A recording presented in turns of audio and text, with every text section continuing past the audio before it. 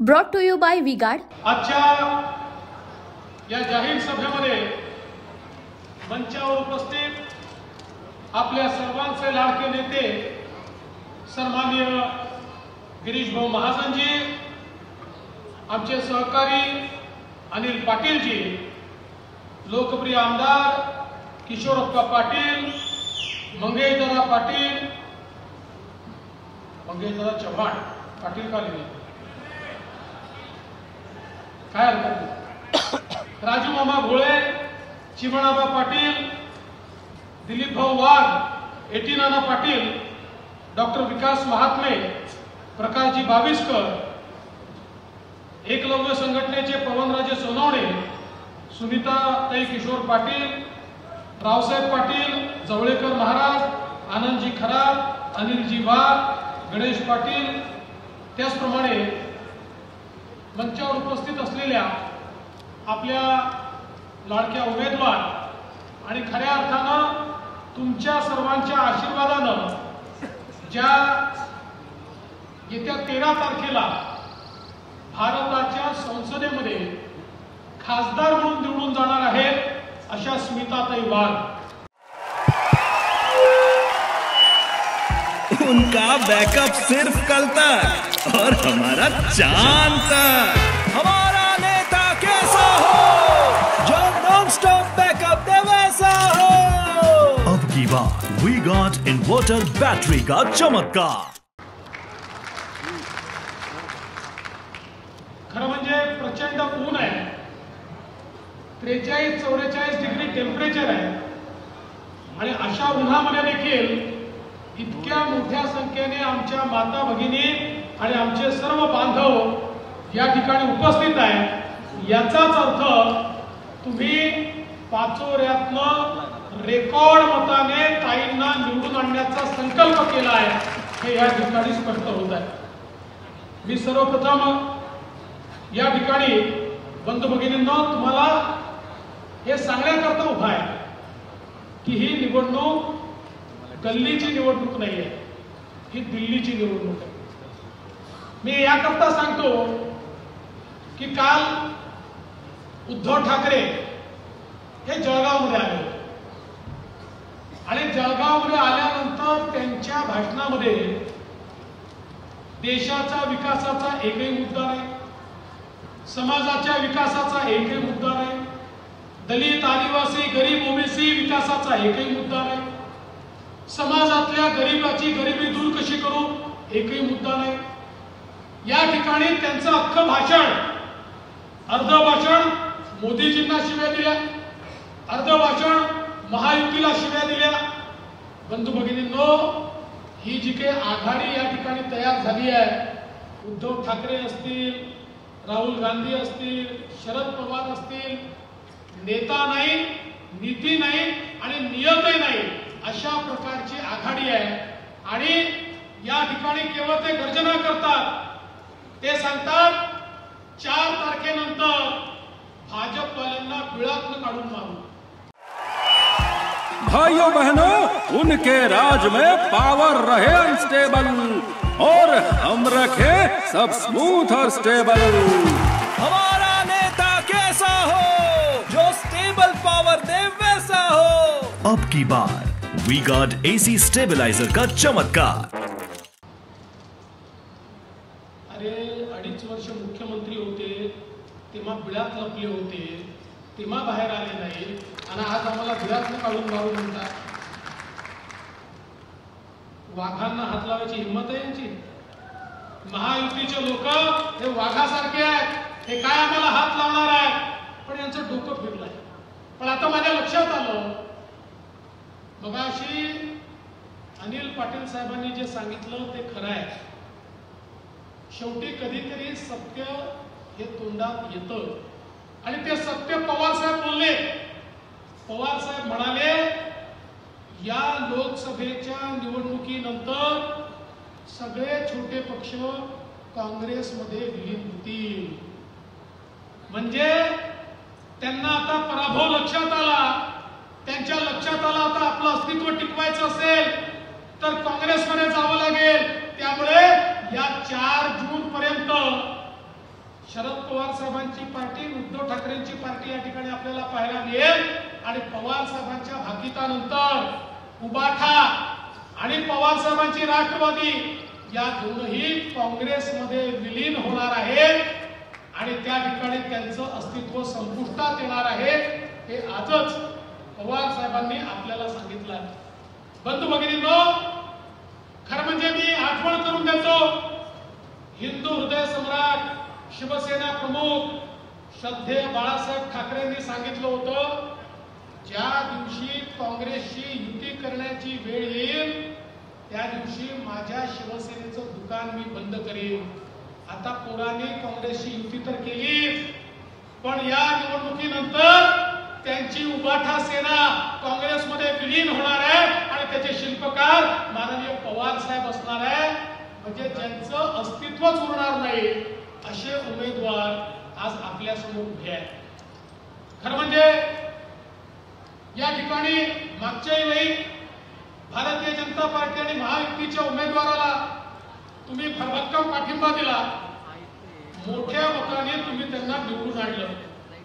पण बंधू भगिनींनो, मोठ्या मताने निवडून आणल्यानंतर 5 वर्षामध्ये त्यांचा जो व्यवहार होता, खरं म्हणजे निवडणुकीचा काळ आहे, सगळ्या गोष्टी सार्वजनिक करायच्या नसतात, त्यामुळे मी त्याबद्दल बोलणार नाही. पण एकदा त्यांनी देखील आत्मचिंतन केलं पाहिजे की त्यांचं तिकीट का कटलं, याचं आत्मचिंतन त्यांनी केलं तर त्यांच्या लक्षात येईल काय काय चुका त्यांच्या हातून झाल्या. आणि खरं म्हणजे त्यांचं तिकीट कापून आम्ही एक प्रकारे त्यांना त्या ठिकाणी वाचवलं असंच मी म्हणेन. ज्या मार्गाने ते चालले होते त्या मार्गाने जाण्यापासून आम्ही त्यांना परावृत्त केलाय. पण मी यापेक्षा अधिक त्यांच्याबद्दल बोलणार नाही. मला विश्वास आहे की ताईंसारख्या ज्यांनी या जिल्ह्यामध्ये प्रचंड काम केलं आहे, जिल्हा परिषदेच्या माध्यमातून एक आमदार म्हणून विधान परिषदेच्या त्यांनी जनसामान्यांमध्ये आपली एक प्रतिमा उभी केली आहे.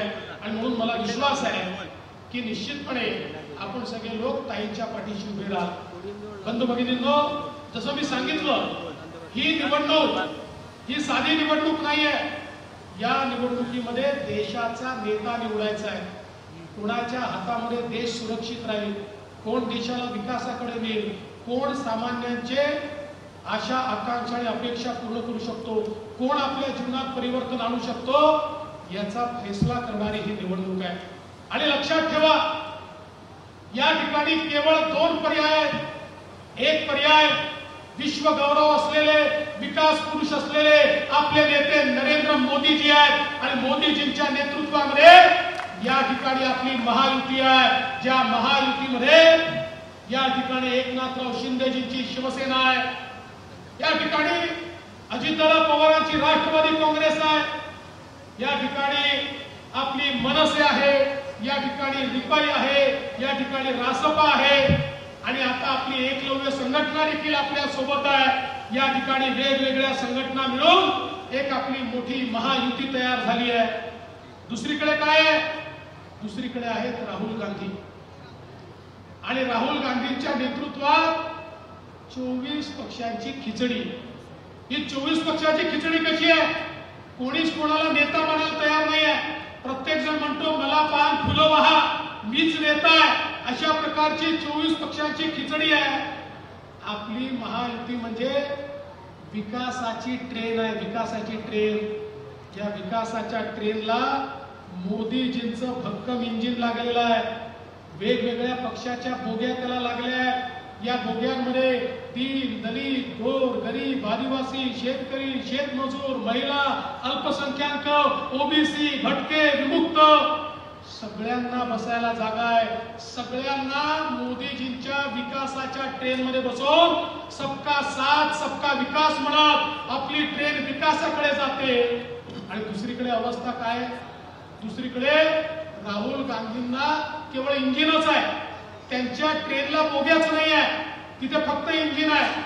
राहुल गांधी म्हणतात मी इंजिन आहे, शरद पवार म्हणतात मी इंजिन आहे, उद्धव ठाकरे म्हणतात मी इंजिन आहे, स्टॅलिन म्हणतो मी इंजिन आहे, ममता बॅनर्जी म्हणते मी इंजिन आहे, लालूचा पोरगा म्हणतो मी इंजिन आहे, मुलायमचा पोरगा म्हणतो मी इंजिन आहे.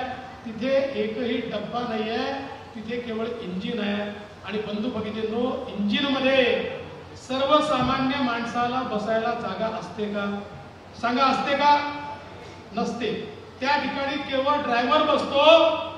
राहुल गांधींच्या इंजिन मध्ये फक्त सोनियाजी आणि प्रियंकाजीला जागा आहे. उद्धव ठाकरेंच्या इंजिन मध्ये फक्त आदित्य ठाकरेंना जागा आहे.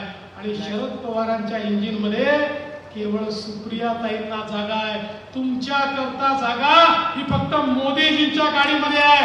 ज्या क्षणी स्मिताताई वाघ यांच्या कमळाचं बटन तुम्ही दाबाल, त्या क्षणी जळगावची बोगी मोदीजींच्या इंजिनला लागेल आणि मग विकासापासनं आपल्याला कोणीही थांबवू शकणार नाही.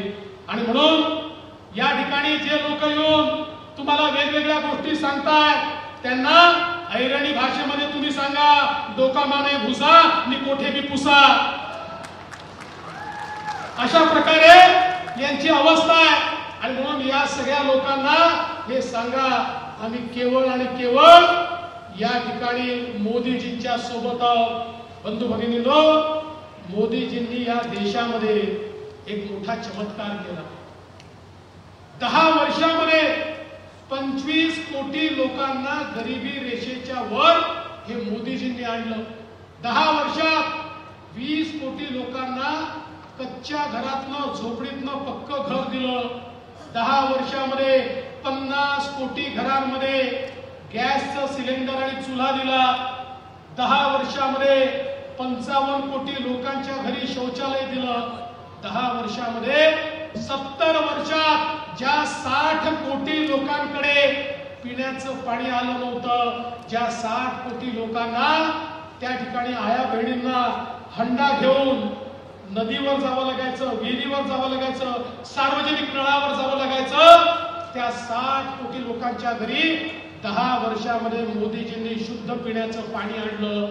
मोदीजींनी 55 कोटी लोकांना आयुष्यमान भारत नावाच्या योजनेत 5 लाखापर्यंतचा इलाज हा मोफत दिला.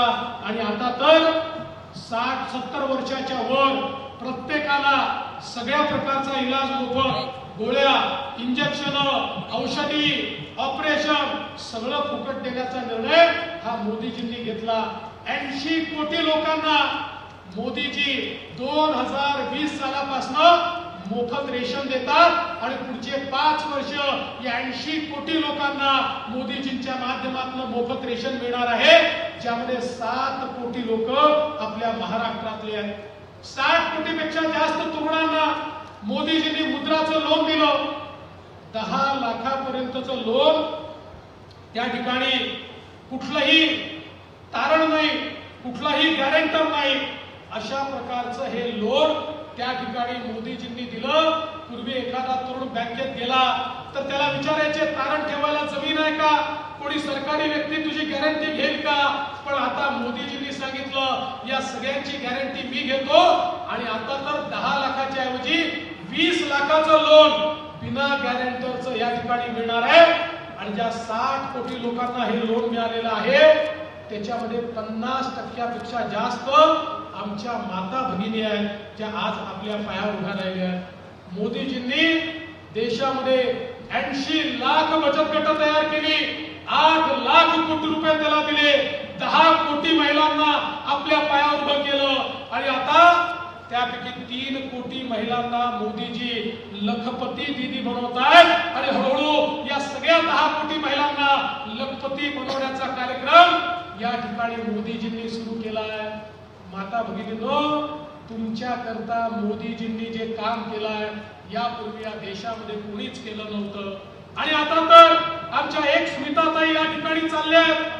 पण मोदीजींनी सांगितलं 2026 नंतर हा जो मंच आहे, यातल्या अर्धा मंच हा महिलांकरता रिझर्व असणार आहे. कारण 2026 नंतर देशाच्या लोकसभेमध्ये 33% खासदार महिला आणि देशाच्या विधानसभेमध्ये 33% आमदार महिला जाणार आहे.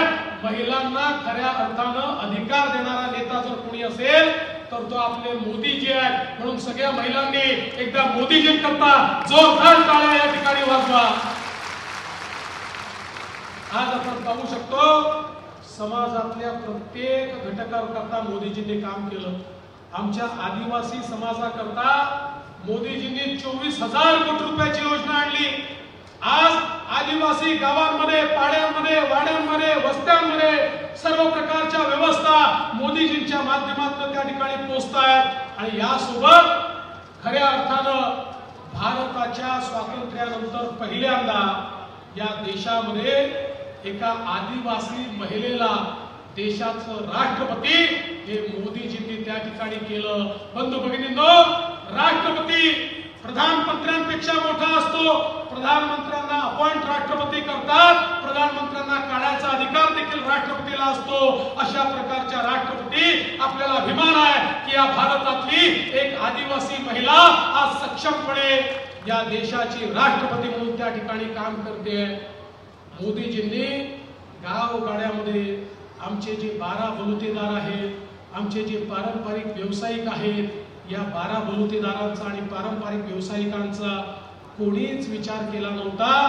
पहिल्यांदा त्यांचा विचार हा मोदीजींनी केला आणि विश्वकर्मा नावाची योजना आणली. 14,000 कोटी रुपये दिले पारंपरिक व्यवसायाला. गावगाड्यातल्या आमच्या 12 बलुतेदारांना त्यांचा व्यवसाय वाढवण्याकरता, तो नवीन पिढीकडे देण्याकरता, त्यांना प्रशिक्षण देण्याकरता आणि त्यांचा व्यवसाय हा लोकल नाही तर ग्लोबल झाला पाहिजे म्हणून 14,000 कोटी रुपये त्या ठिकाणी माननीय मोदीजींनी दिले. समाजातल्या प्रत्येक वर्गाचा विचार मोदीजींनी या ठिकाणी केला. आज आपण पाहू शकतो इतक्या मोठ्या प्रमाणात महाराष्ट्रासारख्या आपल्या राज्यामध्ये सिंचनाकरता 50,000 कोटी रुपये मोदीजींनी दिले. आज सिंचनाच्या सगळ्या योजना या ठिकाणी होत आहेत कारण मोदीजी आपल्या सोबत आहेत. या ठिकाणी आप्पा तुम्ही सांगितलं वरखेडे लोंढे ज्याकरता 500 कोटी रुपये आपण या ठिकाणी दिले. आज एवढ्या मोठ्या प्रमाणात अभूतपूर्व पैसा आपल्या जळगाव जिल्ह्यामध्ये या इरिगेशनच्या सगळ्या कामांमध्ये या ठिकाणी येतोय. याचं कारण मोदीजींनी 50,000 कोटी रुपये या महाराष्ट्राला या ठिकाणी इरिगेशन करता दिलाय. मग आरसीसी कॅनलचे 250 कोटी असतील, पाडळसरे सिंचन योजनेचे 4,890 कोटी असतील, वाघूर प्रकल्पाचे 2,288 कोटी असतील.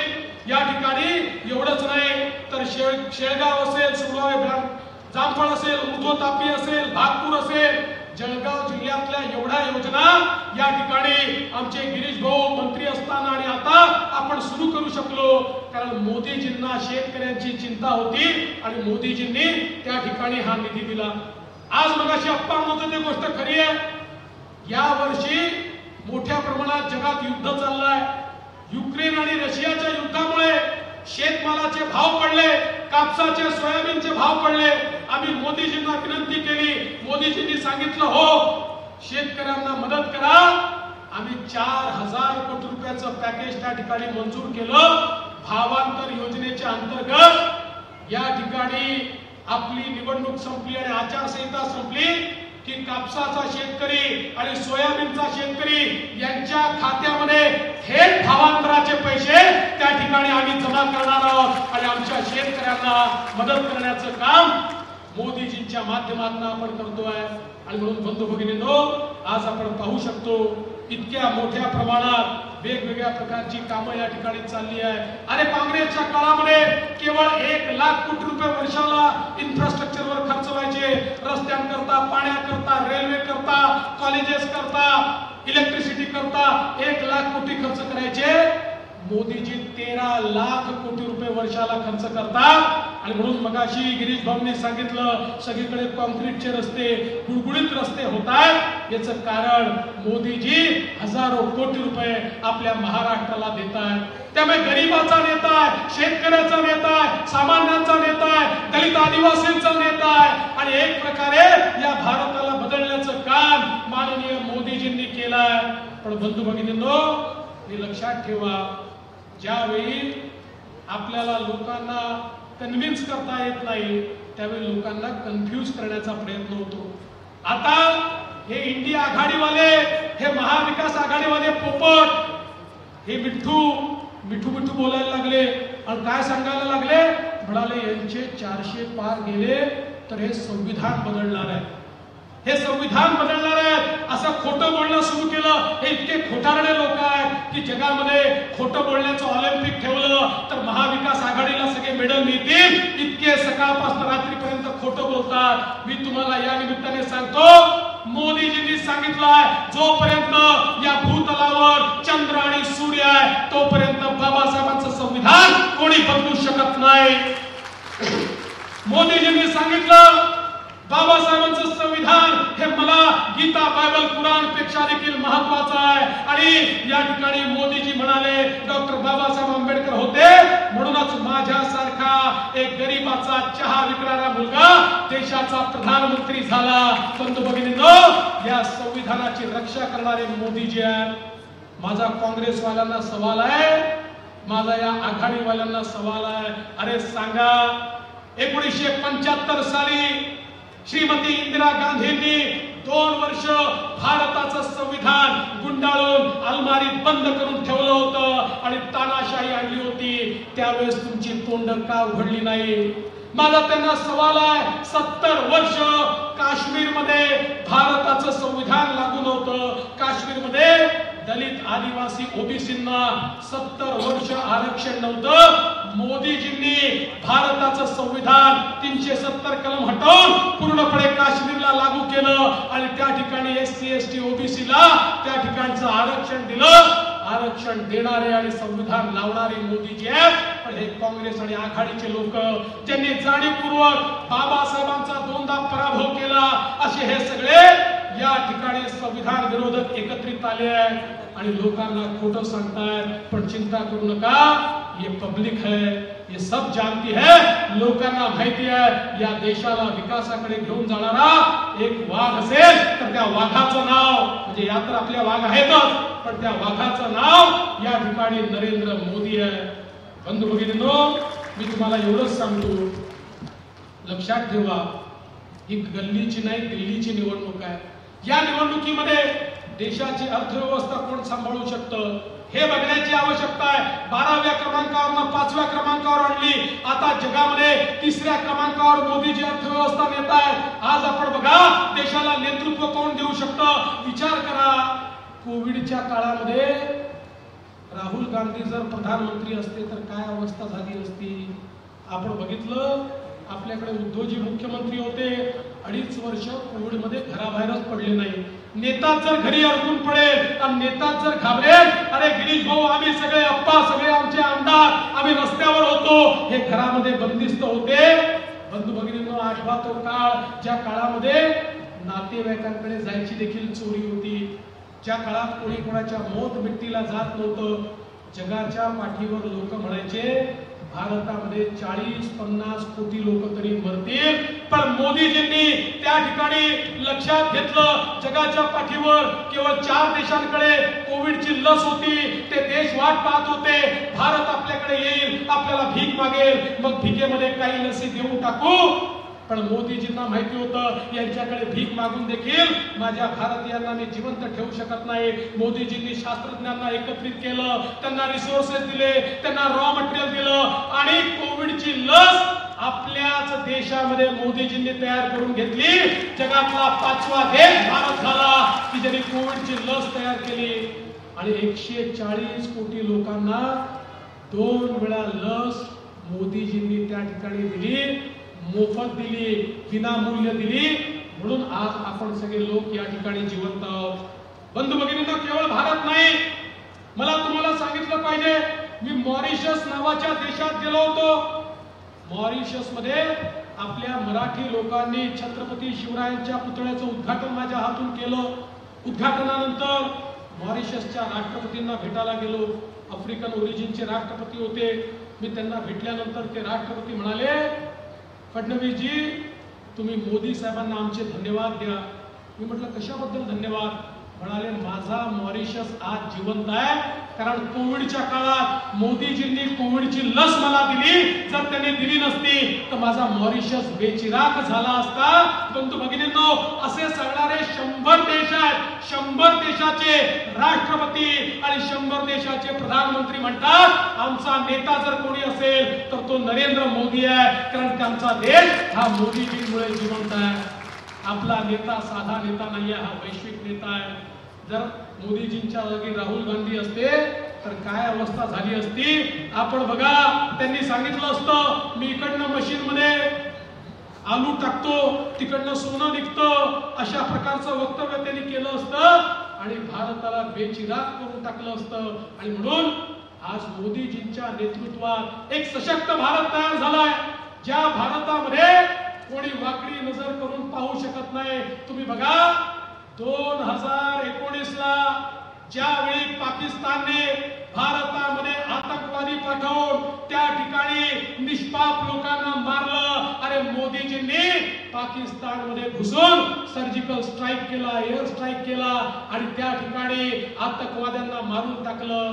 2019 नंतर पाकिस्तानच्या बापाची हिम्मत झाली नाही भारतामध्ये बॉम्बस्फोट करण्याची. 2019 नंतर एकही बॉम्बस्फोट या ठिकाणी झाला नाही, कारण पाकिस्तानला माहिती आहे आमचा बाप नवी दिल्लीमध्ये बसलाय, त्यामुळे या ठिकाणी वाकडी नजर करून पाकिस्तान देखील पाहू शकत नाही. पण मला आश्चर्य वाटतं, एकीकडे एक मजबूत भारत आपण तयार केलाय आणि दुसरीकडे काँग्रेस पार्टी त्या ठिकाणी अजमल कसाबची बाजू घेते.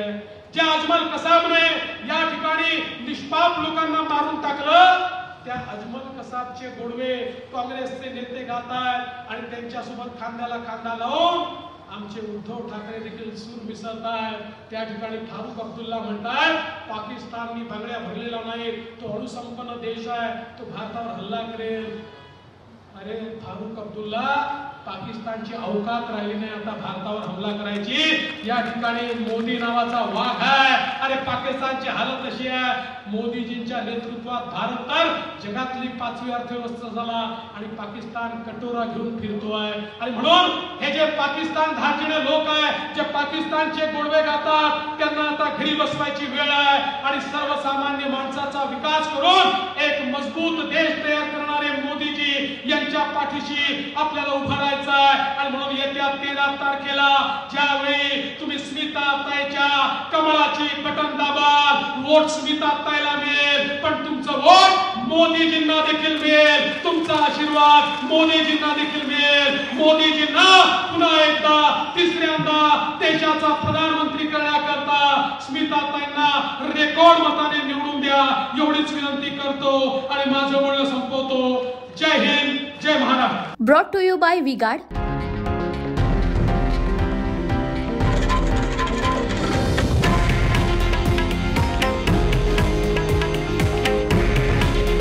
हे आहे देशातील नंबर 1 न्यूज नेटवर्क आणि आपण पाहत आहात TV9 मराठी. काळजी तुमची, हित महाराष्ट्राचं.